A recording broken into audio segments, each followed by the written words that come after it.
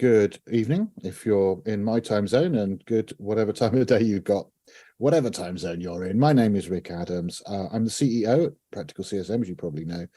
And this is one of a series of training sessions, and you are very welcome to this one, and indeed to all of them in the series. If you've missed them, then there are various ways you can get hold of the previous ones. And for the future ones, obviously, please do sign up and register for them. There's some information in chat that my colleague Gerald is just putting in about how to do exactly that.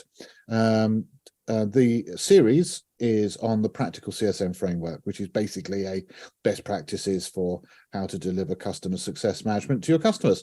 And today is on phase 4, and phase 4 is adoption planning, which is a great topic to be talking about. I'm looking forward to it very much indeed. I'm sure we'll have a lot of fun. Now, with that said, we'll have even more fun if you contribute and ask questions. So I've got my chat window open, and in fact, I will just say now, hi everyone in there. And please feel free to say hello, tell me where you're from and what you're up to. And also, as we go through the materials, if you have questions, yeah, please do contribute in the chat window. I would love you to, I really would. In fact, I insist on it. It makes it much more interesting for everybody, I think, if others contribute and ask their questions. It's probably a question, if you're thinking about it, that others are also, wondering about as well. So very much do hope that you will contribute in the chat. This is being recorded, so don't put any personal details in there that you don't want to be recorded forever. And also bear in mind that if you do have to leave early, you will be able to have access to the recording afterwards as well. All right, good. So, well, we've only got 60 minutes together, so we might as well make a start. So what I'm going to do is just quickly share my screen, which I'm doing now. And then, of course, I will have to readjust my screen so that the chat window is back, and just make that a little bit bigger. And won't give me one moment to let me do that. Come on. There we go. Make it bigger that way and bigger that way as well. Good. And here we are. Let's get going. So yes, as we've said then, phase 4 of the Practical CSM Framework is our topic for today, and phase 4 deals with one of 2 phases on the topic of adoption. The phase 5 is adoption implementation, and of course we'll do that next month. But phase 4 is all about the planning side of things, getting things ready so that we can then implement successfully, of course. So if you haven't met me before, some details about who I am. As I mentioned earlier, I'm the CEO at Practical CSM, done a lot of training in my life, done a lot of business ownership, including owning a SaaS company for several years, done consulting with various organizations, including Cisco, around their customer success management training requirements. And I've trained so many people, both face-to-face and, hundreds of thousands if you include my online self-study materials. So, okay, that's enough about me. What's more important is what are we going to be talking about ourselves today? And here are our topics. So we'll have just a very brief 5 minutes at the beginning on the overview of what a framework is and what the Practical CSM Framework is.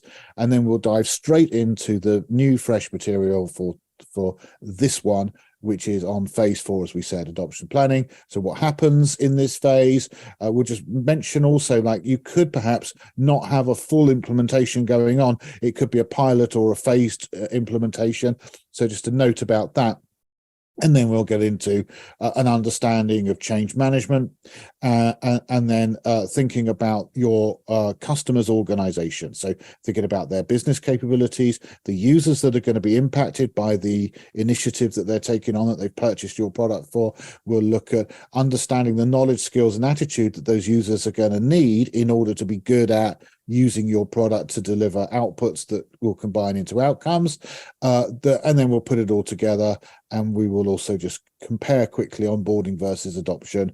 We talked about onboarding last month, so there's an onboarding, is phase 3 is an onboarding module. If you want to go back and find that, then that obviously has been recorded. All right, good. So without further ado, let's get stuck in. First little bit, using a framework. We do this every month because not everyone is following along in the whole series. So just to put things in their context, and I will be very brief, the concept of a framework is it provides sort of like a support, doesn't it? It provides a surround, and that support enables you to do more than if you didn't have that support. And as Sir Isaac Newton is quoted as saying, you know, he wouldn't have got where he would have got to if he hadn't have been able to use as a support the framework of all the existing science. If he'd had to start from first fundamental principles and built everything up, he would never have got as far as he got because he wouldn't have had the time. Same thing with us. So why reinvent the wheel? Why go back and do everything yourself and work out how to do things when you can just get on and know that has been already discovered and applied and tested and honed as best practice? Let's just use it. Okay, let's just get on and use it. Now, that doesn't mean to say that there won't be a little bit that still needs to be customized and adapted to fit your particular circumstances. 80-20 rule or Pareto principle will apply, more sometimes than at other times, as it were. But basically, the heavy lifting will be done for you by applying a best practice framework. And that is exactly what we've got for you in the Practical CSM framework. So frameworks could be used in any job, in any role, and they are the structure that holds everything together. We can pre-create all the responses and the best practices and put them together with step-by-step guidance, deliver them to people, train people on it, publish any assets or resources, and they're all prepared and ready ahead of time to go and deliver best practice. Much better than like being hit by something they're not expecting and then having to work out how to do it, try it, test it, hone it, improve it, etc.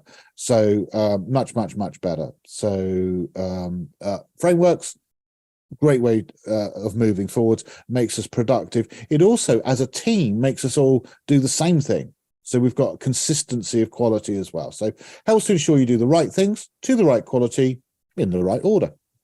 And then, of course, applying it now to customer success. Well, my framework, which is published in my book, is the Practical CSM Framework. And this has 3 stages, 7 phases, and it's all about the post-sales part of our customer journey. So here's the book, Practical Customer Success Management. Excuse me, just a note off. Just make sure you're on mute, will you, Gerald? I'm just getting a little bit of noise through that sounds like a little bit of audio noise. Yes, so sorry, my book, Practical Customer Success Management. You get that from all good booksellers, as it were. In that, the framework itself is documented, but also an explanation is there as well of each of the stages and the phases and how to apply it. Lots of background information, and it does describe the core tasks, etc. in there. So you might want to look out for that. And of course, that's what we're going to be going through and what it enables us to do. Make sure that the quality is high, that we're consistent, both as an individual with different customers and as a team with all our customers.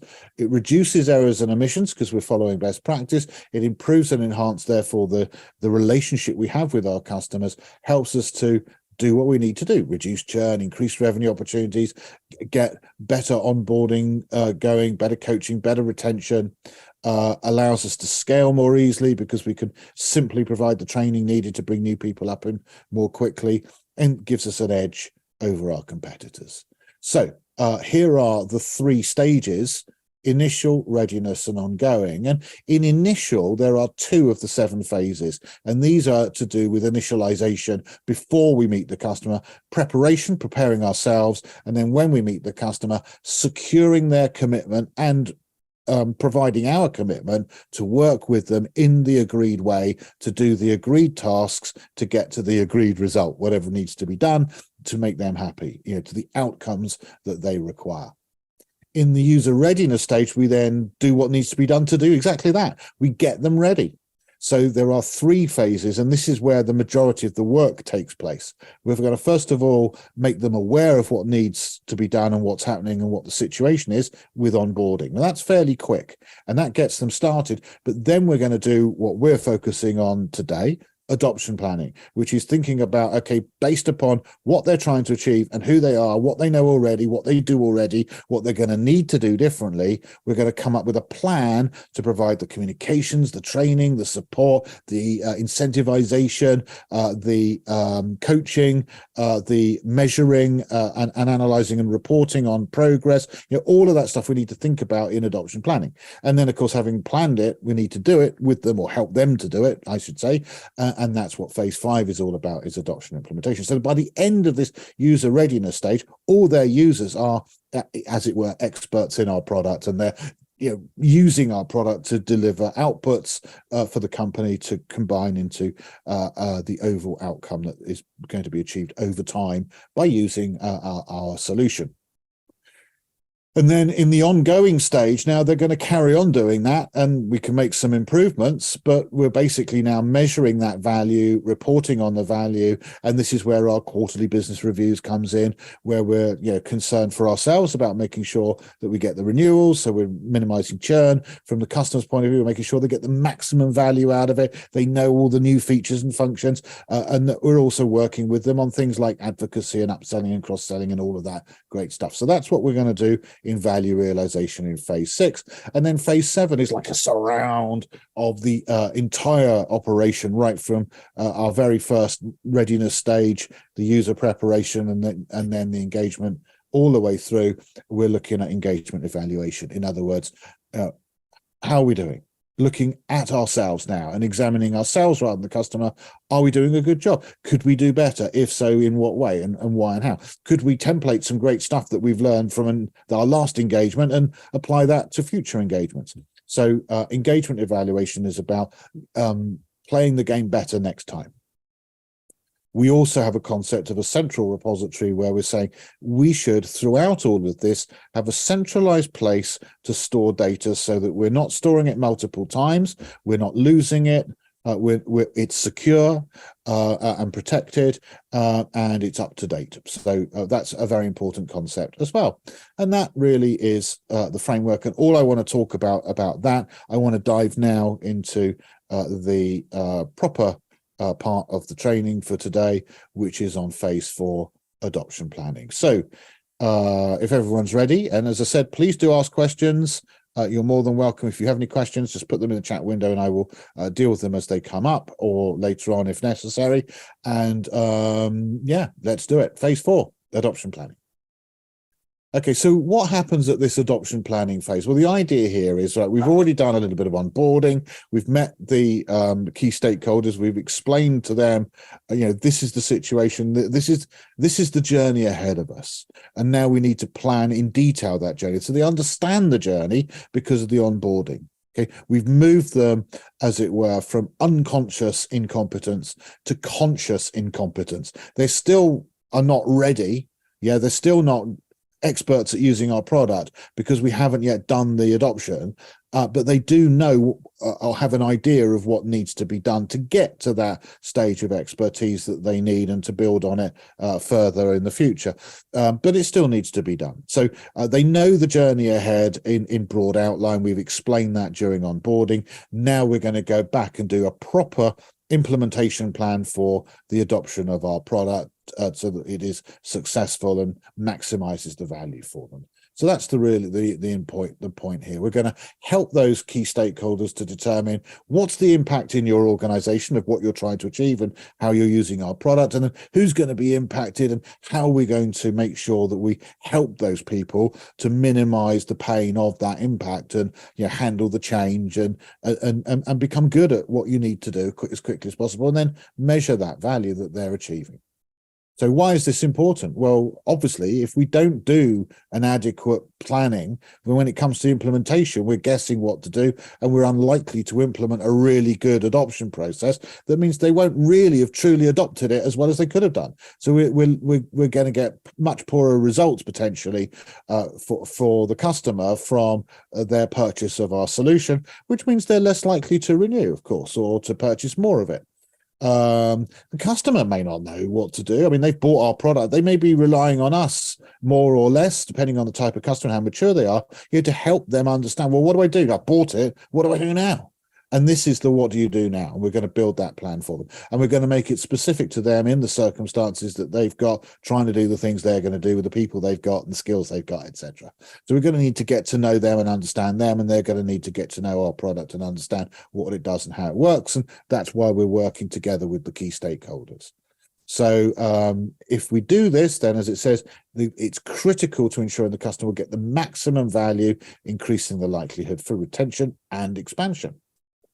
So a note aside then, to do this, we just need to just take one step and just think to ourselves before we just throw ourselves at it. Is this the whole adoption that we're doing? Or actually, are we doing like a quick pilot or a longer pilot, or maybe a phased adoption? This is just phase A of a multi-phased adoption going in. And what are the implications of that? Are we working with the whole team or a part of it? Do we have some short-term goals and targets just for this single phase or single pilot? What should we be aiming for as the outcomes? Okay, how long does this pilot or phase last? What resources do I have available to me? So make sure you understand this at the beginning, and you're not just, finding out, several weeks or months later, oh, was I not meant to do the whole thing? I'm only meant to be doing this, that, or the other, with this, that, or the other result, which I need to prove for them to then maybe agree to move off the pilot and into a full adoption, for example. Types of pilots. There are a couple just to mention. There's a proof of concept pilot, which is like, does this actually do what you say it does? Okay, and this is useful for a customer who perhaps has got a more innovative initiative where no one's maybe done it like this before, or done anything like it at all before, and they're maybe using multiple components, including ours, to build something new and novel in the world. And what they're thinking is, does this work? Will it do what we think it does? Will it fit? And so these are probably more simple questions to ask, and a more simple pilot to run, where the measurement isn't so detailed. So it's just asking the question, is this something that is worth exploring further? And that's really the result that we'd want out of the pilot is, this seems to do what we say it's going to do. This seems to be right. We'll put some more effort into this, as opposed to a proof of value pilot. Now, this is taking that a stage further and saying, okay, we're sure it does do what you say it's going to do, but actually, does it return, value, or is it positive value or negative value? What's the ROI? In other words, is it actually worth implementing, regardless of the fact that it does do what you say? Will it make things more complicated or more simple? Will it improve the quality or reduce the quality? But by how much? How much will it save us in energy costs, or how much time will it save us to allow us to do other things, or how much less frustrating will it be once we've got this working for our customers? How much better will they find their customer journey and their customer experience with us because we're doing this new thing? So we're asking for, or like, how much more can we sell? Yeah. So it may be in financial terms, it may be in other terms, but we really want to put a number on this proof of value to say, it was this, now we've increased it by 25%, or whatever the case is. So the proof of value pilot may need to be run for quite a while to get to that, whereas proof of concept you might be able to run it fairly quickly and get to, it does seem to do what we say it's going to do, but how well does it do it? How much does it do it? That actually, it could take a while before you get to proof of value. So again, we need to understand, is it a pilot? If so, what results are being looked for from this pilot? What do we need to achieve in what timescales? And then we need to think about our planning in those terms. Okay, good. So let's turn back then to the overall concept of adoption planning. And really, when we're talking about adoption planning, really what we're talking about is change management. So change is quite interesting because, as it says here, really it's the only constant in life is change. Change happens to us all the time. Change happens to the world all the time. Change happens to our customers' businesses all of the time. Stuff is happening, new legislation, customer requirements, new technology advances, new methodologies and processes and ways of working change, culture changes, society changes. So all of these things, if you think about a company maybe 20 years ago and a company today, it's going to have maybe a different feel about it in terms of its hiring processes and procedures, in terms of what it's allowed to do with its money and how it needs to protect user data, for example. So what it needs to do legally. So there's all sorts of change happening in the world all the time. Does that matter? Well, yes. If you think about some of the characteristics of change, yeah, it's constantly occurring, as we've said. It's inevitable and unstoppable. It's always going to continue to happen. It is a product of, stuff happening over time. It varies in its impact. Some is more important, some is less important. It often comes together in waves, like they say, when you're waiting for a bus, then three come along at the same time. So it tends to be grouped together in waves and clumped. Sometimes it can be pleasant and exciting to go through and undergo change with some great results. Sometimes it can be very hard or difficult to deal with. Okay, it's a challenge. But what it does do is it enables adaptation and growth. So in a sense, it's a good thing. By undergoing change, we renew ourselves, we adapt, we grow, we learn. However, it's often uncomfortable or even scary. And I'm thinking here now from the employees, from the member of staff in our customer organization, from the employee's perspective, it can be uncomfortable or scary. And it's often mishandled in IT projects. It's not properly prepared for. So that's where obviously we can come in with customer success management, and where the company itself can come in, that for that matter, with change management. Change management is defined as the start point being the motivation for change to occur. So, for example, maybe a new piece of legislation is passed in the regional, parliament or whatever you've got in your area, and a new law comes into action at the beginning of next year, and we've got to be ready for it, because if we don't change what we're doing, we'll be breaking the law by the 1st of January. Okay, we're okay at the moment, but come the 1st of January, we'd better not be doing what we're doing. We better be doing it in the new way that has been prescribed by the new law.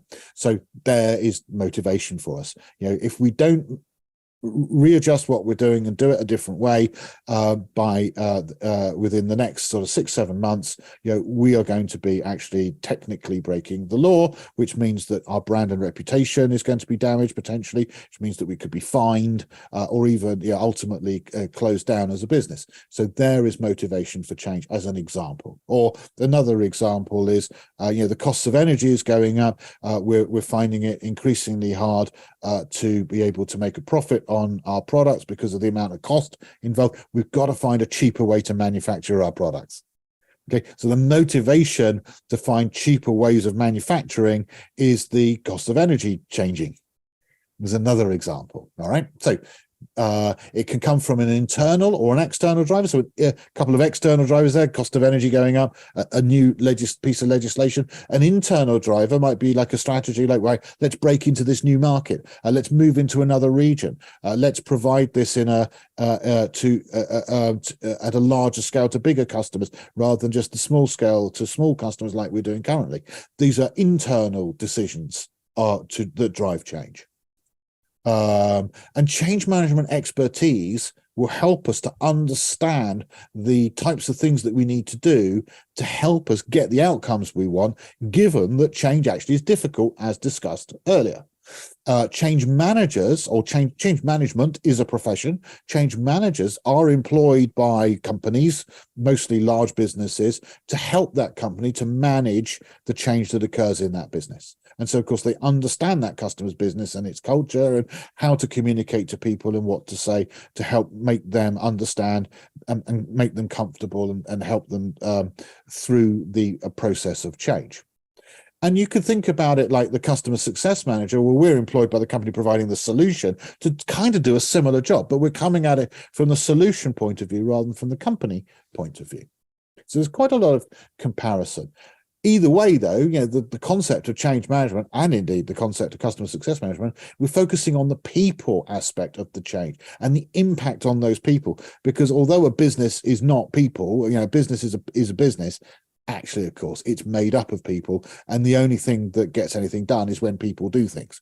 And we want them to do the right things in the right way, to the right quality at the right time, etc. And so actually we are entirely reliant on people to have a successful business. So we need to focus on this people aspect of change, which often gets forgotten. And we've bought all the equipment and we've implemented it and it sits there and it may not get used to the best ability if we haven't thought about the people. Okay, so change management is a collection of best practice in the profession of change management, and it helps the company to manage their personnel, their staff through change effectively. It gives them the ability to adapt to change more quickly. It allows them to reduce negative emotions like frustration or anger or even fear. Will I be sacked because I can't do this new job because I haven't been able to learn how to do it properly? People worry about these sorts of things. It gives them better awareness of the change, ability to cope with it, and obviously increases productivity and reduces costs. So think about this. Let's say we've got a process in our company and we're going to implement an improvement to it. So we've got the old process, it's running currently, we've got time going across the horizontal axis, and we've got like the level of value or the level of productivity from the process vertically here. And so at the moment we've got this sort of in the middle type level of productivity. And then we're going to at that first dashed line, we're going to implement the new process. But actually, before we're good at the new process, we're going to drop down in productivity, and then we're going to have to learn this new process from scratch. And we're gradually going to get better and better, and it's going to go up to a higher level of productivity than before because the new process is better than the old process, we hope, because otherwise we wouldn't be doing it. But it's going to take this adjustment time. So we're going along at the level we've got, we drop, then we go up, and then we stay up once we're at that. We've become expert at the new process, just like we used to be expert at the old. It takes a bit of time. Okay, so what does change management do? Well, it reduces the amount of the drop by preparing people for it in the first place so that it's not so unexpected and they're ready in the first place.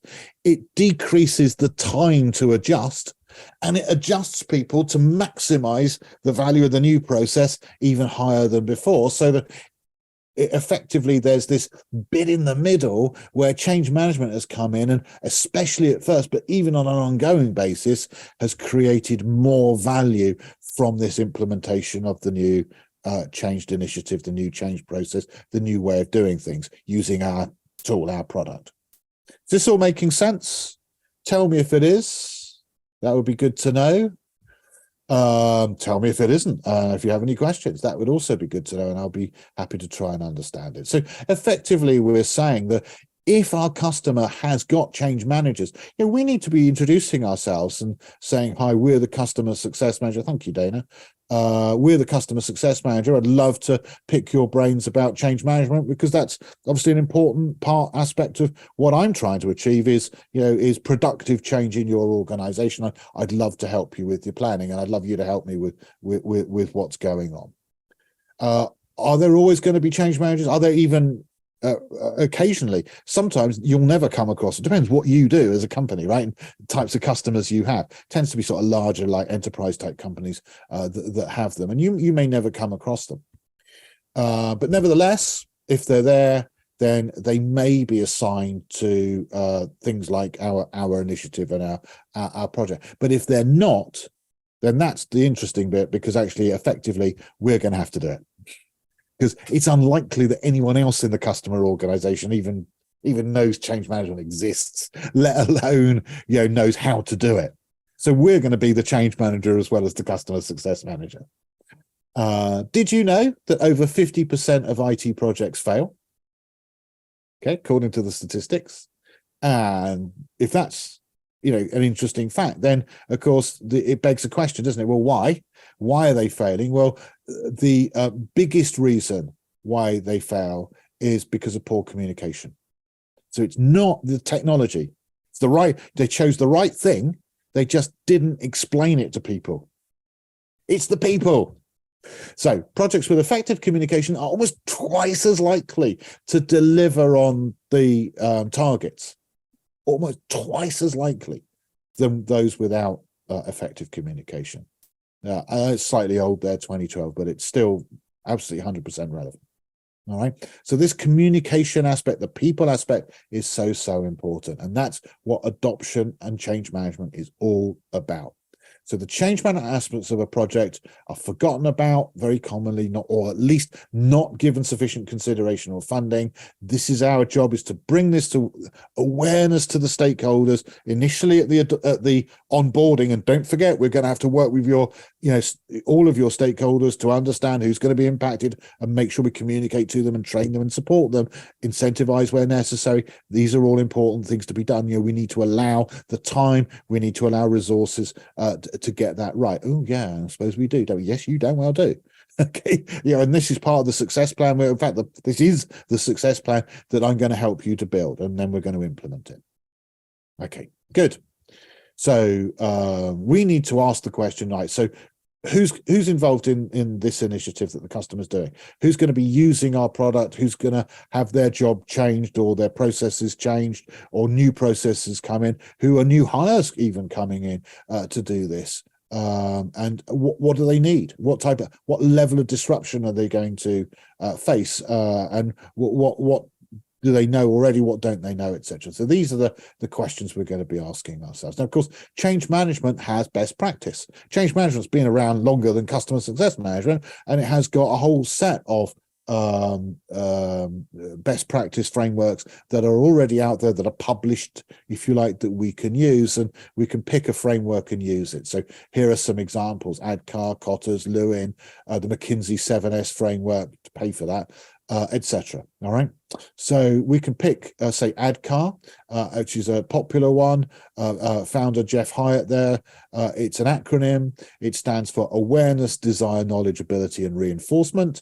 And the concept here is that it gives us a series of processes to go through step by step, just like my 7-phase practical CSM framework does for customer success management, and specifically just looking at the change management aspect, helping them to facilitate the change. And here it is. So awareness of the need to change and the desire to support the change. That's the first bit. So that's a lot about communication to the stakeholders. This is why we need it, so that they go, yeah, I'm behind you on it. Then the knowledge of how to change and the ability to do so, knowledge and ability. That's the next stage. That's the actual doing it. And then the afterwards bit, reinforcement to make it stick. Don't forget, we're doing it this way now, not the old way. Don't forget, you're not allowed to go back that way. You've got to do this way, etc. So current, A and D, transition, K and A, future, the reinforcement, the R. Okay, so that's ADKAR. You can get there's a book on it, ADKAR model, by Jeff Hyatt there. You can see his name there. If you're interested in more about that, there are courses to go on as well. They're quite expensive, but may very well be a really valuable idea for you. So think about that side of things if you want to learn more about change management. We don't have time right now. So we're going to apply some of that, though, in our planning, our adoption planning. So to do that, we need to think about how businesses work. So for those of you who are practical CSM, certified CSM professionals, going back to our first couple of modules at level 1, when we talked about customer success fundamentals in module 1. In module 2, you may recall, we talked about business fundamentals and understanding the business. And one of the things we talked about in that module, which is a really, really important concept, I believe, is the concept of capability. Capability simply means the ability to do something, to perform a task to an adequate level. And a business capability obviously therefore means the ability of a business to perform a task to an acceptable level. And each capability once we drill down to the specific individual capabilities, has inputs and outputs. Stuff comes in, things happen to that stuff, and stuff comes out as a result. So as an example, we could say like in like a motor cars, Ford motor cars in the production line, we're going to have the assembly of the suspension stuff for the car. Okay, so that assembly process, what comes in is the individual components that go into the suspension for the car. Then the process happens using step 1, step 2, step 3. Here are the tools and here are the people doing it to actually assemble that suspension, put it into the chassis, attach the wheels, etc. And then the output is a car with suspension in it. Okay, move on to the next one, rinse and repeat. So we've got this ongoing process, people, process, and tools involved to do something that changes the inputs into an output. Okay, so some examples there you can see manufacturing, in selling, in the finance team. There are a number of core business capabilities that are going to be very similar in lots of organizations, and some that are quite specialist that might be just quite unique for that particular company. But you can see some obvious ones here, like in the finance team, need the capability of calculating how much tax to pay each year and submitting the tax return. They need to be able to pay salaries every month. They need to manage cash flow so we don't go over our overdraft limit, okay, because otherwise the business is going to fail. All right. Sales need to be able to create a custom quotation. They need to provide financing to the customer, etc., etc. So each of these different parts of the business, and you can think of all the different bits. The coding and the development team, same thing. They need to know how to test their code. They need to create a unique new piece of functionality. They need to know how to update an existing function, and so on and so forth. So how do we work out which of the capabilities of our customer are impacted by our initiative? Well, I'd say very difficult for us. We've got to get them to do this. So we want to talk to our clients, stakeholders, and find out, okay, so who's going to be impacted? And perhaps we know, like if we sell accounting software, going back here, maybe our accounting software actually has components to do with cash flow and to do with salaries and expenses and to do with submitting the annual tax return. And so it's going to actually impact all three of those capabilities and others. Or perhaps it's a really specialist piece of software that just handles just the expense part. So it handles employee expenses each month. You submit your expenses using our online form, and then it calculates it all and makes sure that it goes into your salary at the end of the month. And that's what it does. So it won't impact the others, but it will impact that one. So we've got to know that. Okay, so all of that was then in finance, but maybe you could say, well, that's also going to impact HR, because actually the outputs from finance is different now. That it's this type of report, not that type of report, that now needs to be sent to all the employees to show them what to do as a new form to input to calculate expenses, and it needs to be done by this date in the month, or you're going to miss the expense window, or whatever it is. So maybe there's going to be some direct impact, as it were, in finance. They're the team who are going to use it, but some indirect impact in HR about making sure that they're going to upskill everyone and get the message out. This is the new way of doing it, and support the actual employees to fill out their expenses claims. Making sense? So it could be, in this instance, maybe it's finance and HR. Maybe IT are going to be involved because it's an online form, and so it needs to be available and supported, and so on. So now we've got another team that is going to be impacted. IT. There's another application that they need to manage and support and host and whatever. Okay, you need to know, and then you need to know for each of these teams which capabilities are impacted, and then who in there is going to need to be trained. I'm getting a little bit ahead of myself. So which capabilities will be impacted directly because they're using your solution, or indirectly because there's some change because someone else is using our solution that's going to impact them now. So we need to think about holistically all of the impact of all of the capabilities. Then we can move specifically to the people part. You think about it, we're basically this bit. Tools. We're providing a new tool, maybe for an existing, an upgrade to an existing capability, or it's a new tool because it's a brand new capability they've never had before. The process might need to be updated or created, and the people, maybe they're going to employ new people, or maybe they're going to assign existing people to this new task or pre-existing task and retrain these people. So the people is what we're interested in. Why? Because it's the people that make or break or fail or allow to succeed the initiative of the customer, as we've already discussed. So now we need to know, okay, given that we have now identified all the different capabilities, it should be an easy job now to work out who the people are, because it's the people who do those tasks. So we can find that out, or we can get the customers, leading stakeholders to find this out for their own benefit.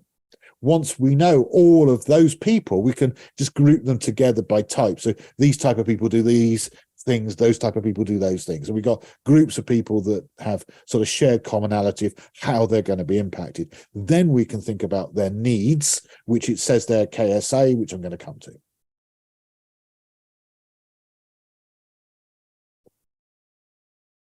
Excuse me. Any questions so far? It's been very quiet today. Okay, so KSA. KSA stands for knowledge, skills, and attitude, as you can see here. I love this. I think it's really powerful. Personally, I put it the other way around. I call it A, K, and S, but it doesn't sort of chime off the tongue quite so easily as KSA. We need to think about KSA for all the groups of impacted users.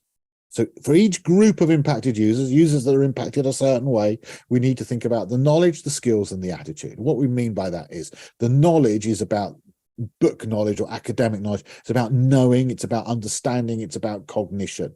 So what do these group of users, what do they need to know? What do they currently know? So what's the difference? And that's what needs to be taught. Yeah, what do they need to be taught? And then, okay, what do they need to be taught? When do they need that by? How are we going to deliver that? What's the standard? You know, to what level do they need to understand it?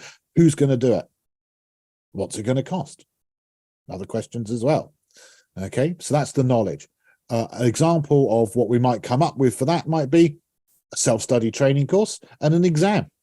Self-study training to get the knowledge, an exam to prove you've got the knowledge, as an example. Okay, so skills. Obviously, what we're now talking about is not so much knowing and understanding, being able to do it and be good at it. Okay, so a skill is the ability to to do something that is more, if you like, on a practical level. So what do the users need to do in the new world that they're going to be asked to do? What can they currently do? What's the difference? What skills will they need to be taught so that they can add to what they can currently do to do what they need to do? When are we going to do that? How are we going to do it? What's the standard? Who's going to do it? How much is it going to cost? Okay, so an example of that might be a hands-on workshop where they actually get their hands dirty and try it out and do it, and an assessment. Somebody observes them and signs them off as, yes, they have now created one of those things, and I'm signing up to say they know how to do it. They're competent now. Might be an example of how that works. Okay, so that's skills.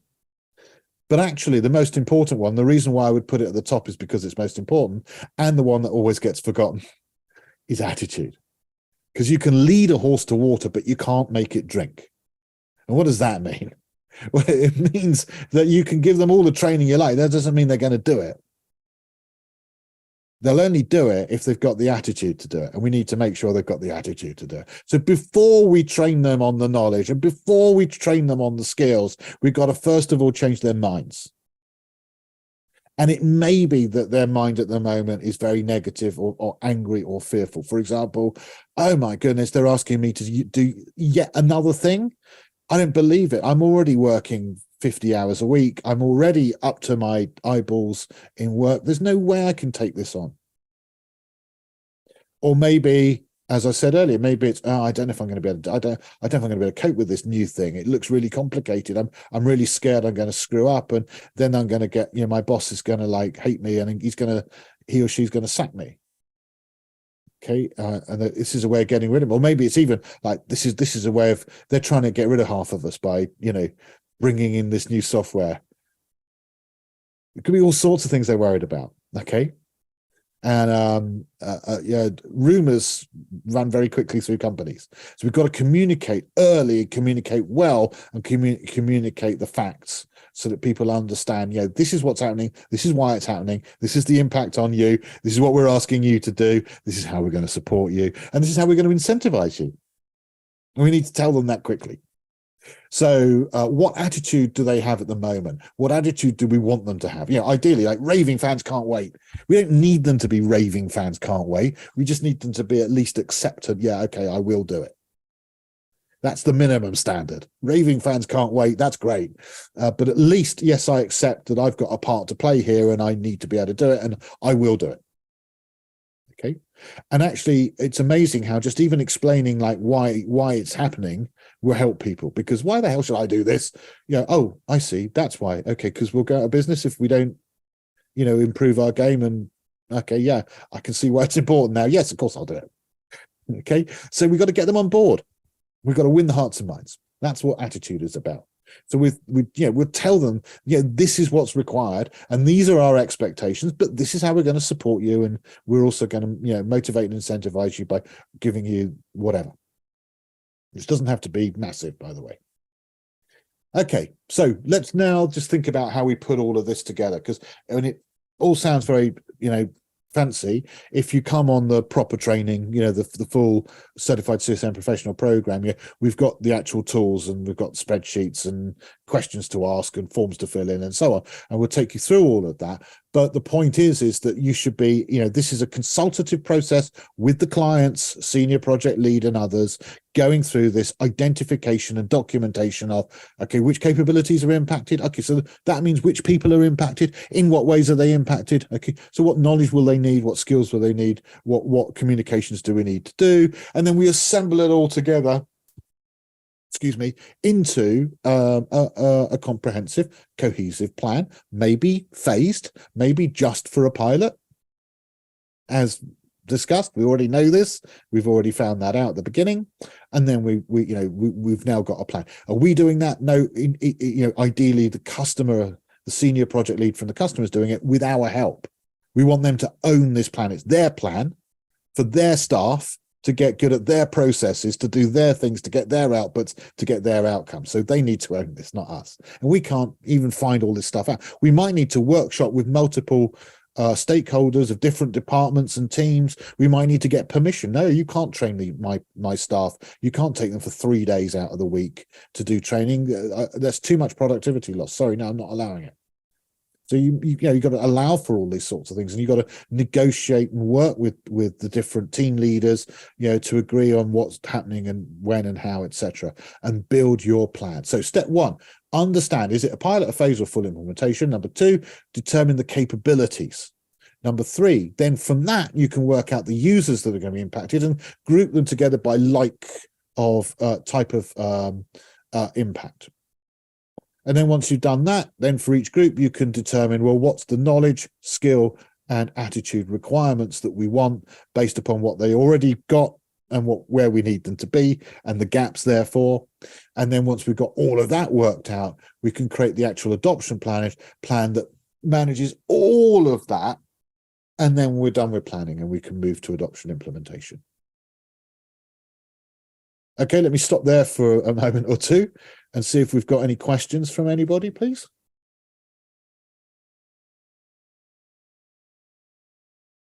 Has this simplified what adoption is for people? Is it clearer what, this concept, we talk about, we've got to get adoption up. Okay. And what actually people mean is we've got to sell more units of our product, right?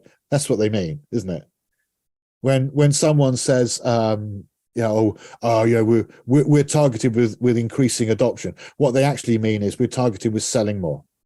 Would you agree? But that's not adoption. Okay. Now, I'm not saying that we shouldn't be targeted with selling more. I think selling more is great, and I like customer success managers to help in that process, or even take responsibility, from existing customers to do that. But that is expansion. It's not adoption, that's expansion. Okay.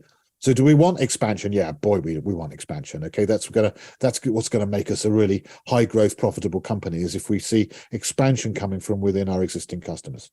Totally on board with that. But that's not adoption. Okay. Adoption is getting them to actually be masters of our product or our solution, our service, whatever you want to call it, doesn't matter. Okay. And to do that, we need to think about, well, is it a pilot, phase, or implementation? Which capabilities are impacted? Okay. Well, then which users are impacted? Okay. Well, then in that case, what are the knowledge, skill, and attitude requirements? In which case, okay, then let's build that into an adoption plan to make sure that we hit all of that. We communicate the right things to make them comfortable. We train them the right way. We support them. We incentivize them. FX adoption is not selling more, rather having customers adopt those new features and use them to their benefit and need impact. I'm not sure about the last bit makes sense. Yeah, absolutely. Yeah, we want them to adopt the new features. Okay, absolutely, we do. That is what adoption is about. It's about getting them to do it. Is it adopting the new features? Does it matter if it's the new features in a wider sense? What do we want them to adopt? What we want them to do is we want them to get the results, isn't it? So rather than looking at it through the lens of this product, make sure they're all using the new features, which is one way of looking at it. I would rather you looked at it like this. This customer, what are they trying to achieve? What do they need to achieve what they need to achieve? That's what we want them to do. Okay? We want them to achieve what they need to achieve, overachieve preferably. More quickly to a higher quality, a better standard, and whatever. Thank you for that, FX. That was great. Okay, good. So we covered this. They're creating value to the customers, says Kelly, so they make it a daily item to implement. Yeah, so it becomes like the thing they want, need, desire, have to do because it's critical to their success. Perfectly put. So onboarding versus adoption, we did cover this last month if you were here, but just to remind you the difference between onboarding and adoption, from my point of view, how I use these terms. So adoption is ensuring that we give that KSA, the knowledge, the skills, the attitude, and the resources and the support to the people on the ground who actually do the work, so that they have the right knowledge, the right skills, the right attitude, they're given the right resources, and they've got the right support. Then we can ensure that measurements are in place to see that this is all happening correctly and that they're doing those things and that they're creating outputs that add up to outcomes. So that's the adoption side of things. And what I'm saying to you is, in the Practical CSM framework, we have a standard methodology. We have a step-by-step process, which I've very much, obviously, in 1 hour, only had time to outline to you, but there is more detailed steps if you do the full training that will explain all of that. And then the measurement. Good. Onboarding is the bit beforehand. Onboarding is, do they understand the journey ahead of them? Whereas adoption is taking them on that journey of moving from incompetent to competent, from I don't know what I'm doing to I'm a master of it. It's not going to be overnight necessarily, depends on the complexity of our product. Might all happen very quickly. I mean, if you've got a really simple product, you just press a button and it works, all of this stuff can happen instantly. If you've got like a multi-billion-dollar SAP implementation, it's going to take a lot longer. And value realization then comes at the end, as it were. Okay, the last part, by far the longest part, is the value realization, where we've got them through the adoption. They're really good. They're mastering our product. They now know how to use it. And there's still always going to be some new functions to explain to them. So we found a better way of doing it. Let me, our version 3's got this way in it. Let me show you. But basically, it's measuring and showing the value still being created is the value realization part. Okay, and then we blend those together. We onboard, we adopt, and then we work with them to realize value through that post-sales customer life cycle.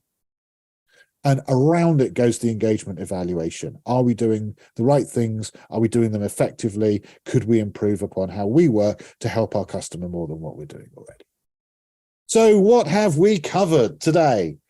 We briefly looked at the overview of the framework. So, why do we have a framework? And we broke down the Practical CSM framework into its 3 stages and 7 phases. And we're then focused on phase 4, of course, which is adoption planning. So what happens in the phase and why is what we looked at first. Then we looked briefly at the concept of pilots and phases. Now, we don't want to get phased by phases, but we need to know about it. And we need to understand, what outcomes are being required from these. And we work to those outcomes, which might be more short-term and more tactical rather than longer-term and strategic. But whatever the case, whether it's a pilot or a phase of a full, or whether it is the full implementation, we've got to know what outcomes are required. Then we can get started. So we looked at change management best practice. We looked at the fact that, that change is so important. We looked at some of the best practice in change management, and for example, we looked at ADCAR. We then looked at the sort of the steps that we can go through to do the planning. Starting with business capabilities, which is this idea of our customer being able to perform a task to an acceptable standard. And we said, okay, which ones of their capabilities that exist are going to be impacted by the initiative, and maybe which ones are brand new that they're putting in order to be able to do what they're going to do. And then we looked at the users, who are actually the people part of the people, process, and tools within any one capability, to say, well, then who is going to be impacted? And then we looked at the in what ways: knowledge, skills, attitude. What do we need to change in terms of their knowledge, skills, and attitude? And putting all of that together into a plan to implement in phase 5, adoption implementation, which is a lot about project management, which we'll be talking about next month. And then we finish just on a little bit of onboarding versus adoption. Dana says, I don't have an option to choose today's course. Oh, okay. I think my apologies, Dana. Let me help you out here. Go to, oh, I've got the same thing here. Give me 2 minutes. Gerald's fixing it. He will put something in the chat window. Thank you, Dana. I really appreciate that. Our fault. I apologize. Try eval 5, Gerald, or maybe eval 6. I think it might be one of those two is in there. Meantime, you can see there's a few URLs here that you might want to try out. Aside from that, which hopefully some of these will work. There's a free 135-page guide to the framework if you want that. For other events, go to /events to sign up to our newsletter /newsletter, and also just to finish off, if you are paying for this yourself, so if you're an individual who buys your own training, you can go to our shop, and that we've got some of our like skills courses and how to get a job in customer success, if that's of interest to you. We're actually offering a special 30% off for everybody who attends this course for the next 5 days. So use the code there. You see skills30, all in capital letters, skills30 in our shop to get a 30% off in the next 5 days, if that's of interest to you. And thank you very, very much, all of you. Any final question, feel free. Thank you, Kelly. That's very kind of you. I really appreciate that comment. And if not, then we will leave it there. And I say thank you. How do we access the recording? Gets sent to you, Dana. Past recordings. Gerald, how do they access past recordings? I think probably in the email you'll get a link to the past recordings as well. Or search the website, practicalcsm.com is my short excuse for an answer. As good as you're going to get now. Sorry. And did we fix, Gerald, the evaluation? There we go. So the evaluation should be working now. Please go there to training evaluation and training-evaluation, and that should be working. So thank you, Gerald. Thank you, Dana, Kelly, everybody else who commented, and everybody else who was here who hasn't actually commented, but your presence was great. Thank you for attending, and I hope it's been useful. That's it for me, and I will leave it there. Thank you. Okay, bye-bye.